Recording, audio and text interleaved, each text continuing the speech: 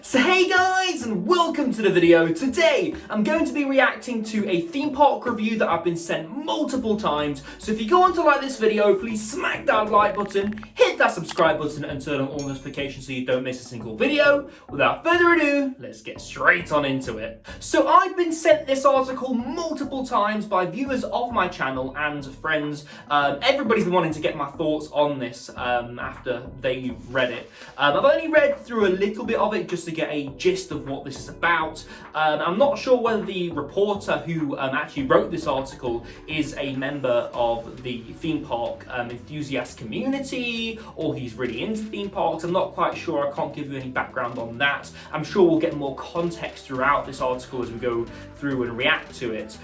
This comes courtesy of the Daily Star though, and the title of the article is "Reporter Tests Whether Oakwood Theme Park in Wales Really Is Worst in the UK."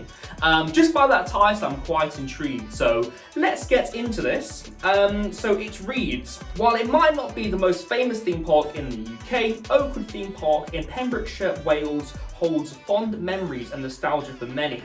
Unfortunately, it has repeatedly been described as the worst theme park in the UK by many social media users. The theme park has over 1,000 negative reviews on TripAdvisor and a 3-star rating.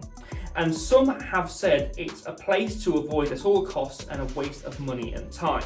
Now, reading that initial bit, I have to say, it seems a bit over-exaggerated. It seems like he's not really looking at the park on face value like we did when we went to the park initially.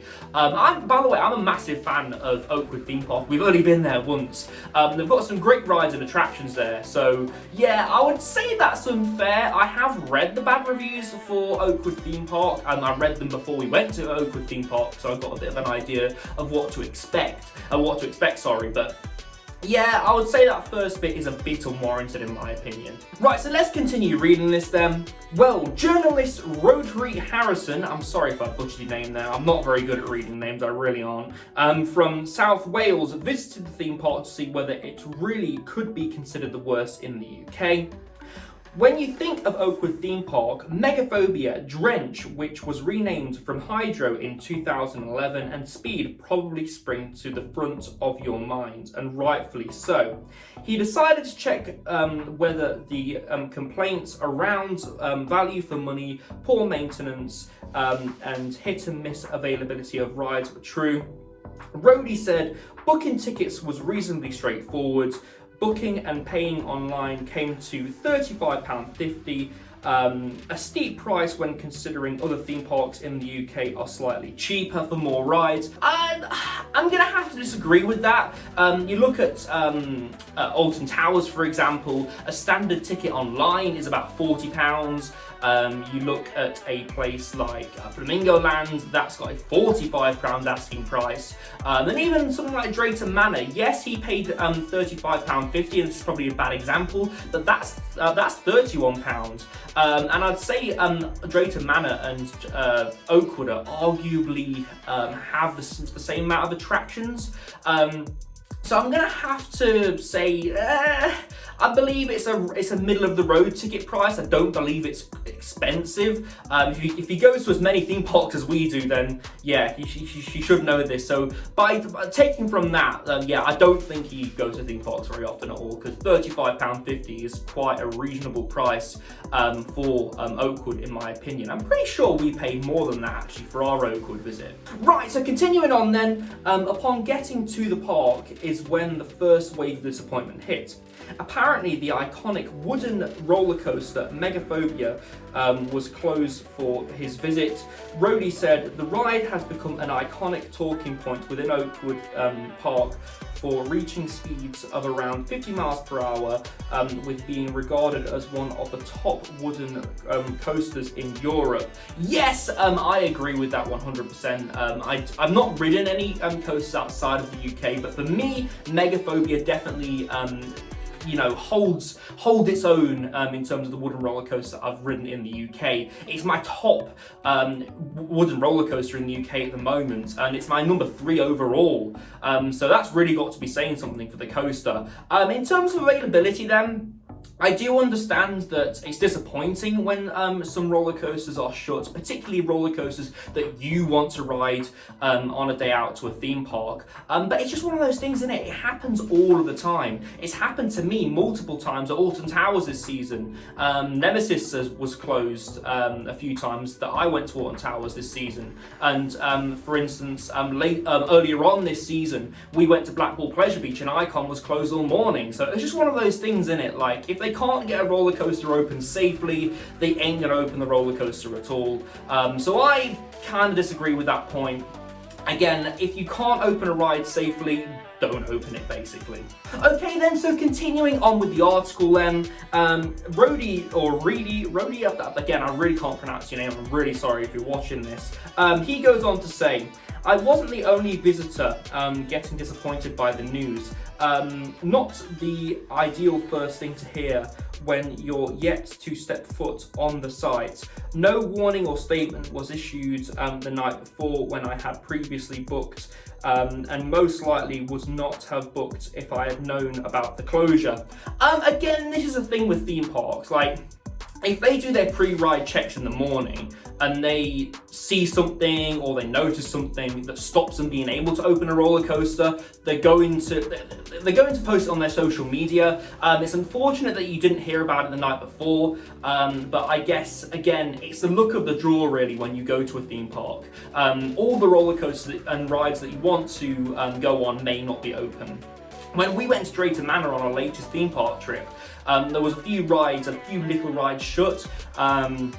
Again, they usually signposted on a board when you enter the park, and it sounds like this was the case with Oakwood. So at least they gave you a notification before you actually got in the park. But it sucks that you weren't told before you booked your tickets, I guess. But again, it's just a luck of the draw really when you go to a theme park. Okay, so continuing on then, Bounce was also shut and its reopening has been pushed back due to COVID. Yes, so when we went, Bounce was shut completely and it had no signs of life whatsoever. So yeah, pretty much the same with us. Next, Rody spotted that the water ride, Drench, was only open from 2 p.m, but Vertigo was available, although you do have to pay an extra £25 on top of your price to go on the popular attraction. You'll also need to pay an extra £10 to use the kids' shooting range. There are upcharges at parks, and if I'm not mistaken, I think you mean the big swingy thing. I'm not sure the technical name for them. Sky swings, I think they're called. Yes, they are upcharges in most theme parks. I'm not surprised by that. It's just a thing you deal with, upcharges when going to theme parks. It sucks that that particular thing you have to pay for, but in terms of Drench opening, again, that was the same on our visit. We had to wait for Drench to open at 2 p.m, and by that point, we weren't up for going on it anyway, and believe me, we packed extra clothes in the car. Luckily, the queues were not a problem for thrill seekers on his day out, which is a mega bonus. And he enjoyed the pirate ship, despite its needing some TLC and maybe a lick of paint. Yeah, I kind of get that. When I went there, the pirate ship did look a bit worse for wear, I guess. Not worse for wear, but it could have it could have done with a lick of paint, sorry, if I could get my words out today. Rides like a pirate ship, they're only going to look at in the off season, I guess. Take that as you will. I do agree though that did need a bit of work.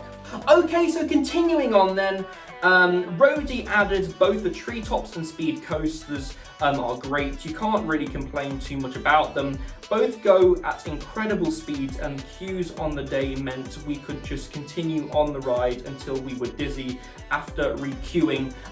So we had to queue on our day, but I wouldn't agree that the treetops coaster is fast. It's a Sierra Tivoli coaster. It's extremely small. So yeah, I mean, it's great that you got to walk on, by the way, because yeah, I presume you went on a weekday because you definitely wouldn't have got that on the weekend.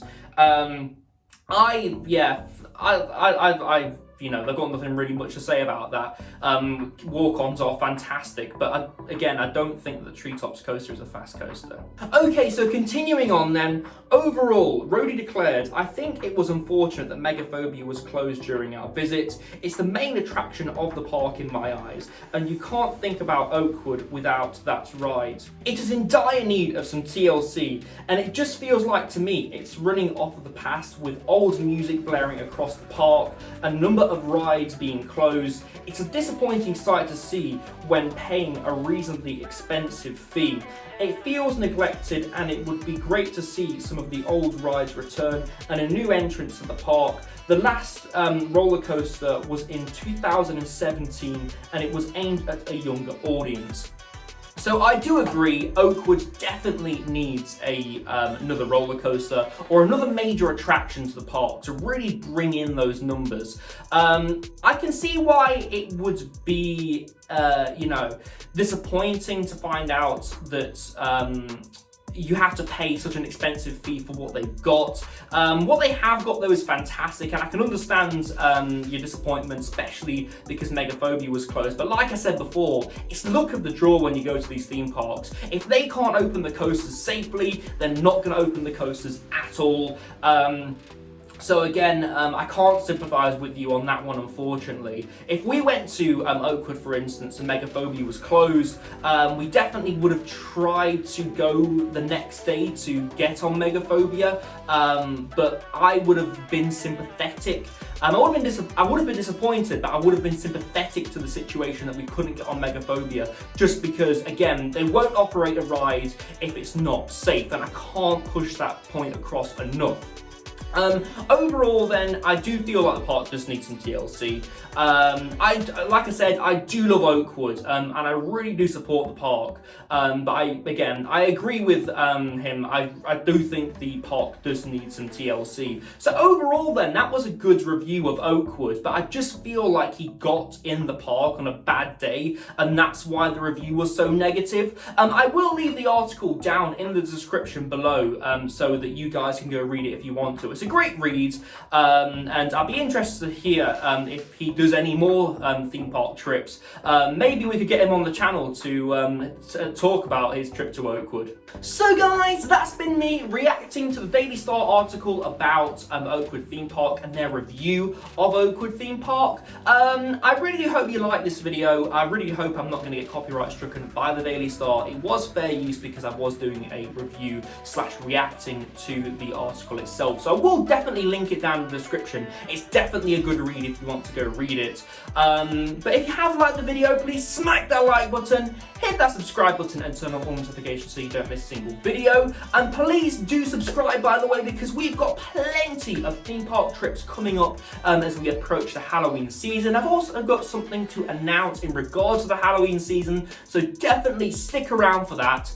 I've been Ryan from iCoaster, and I shall see you in the next video. Goodbye.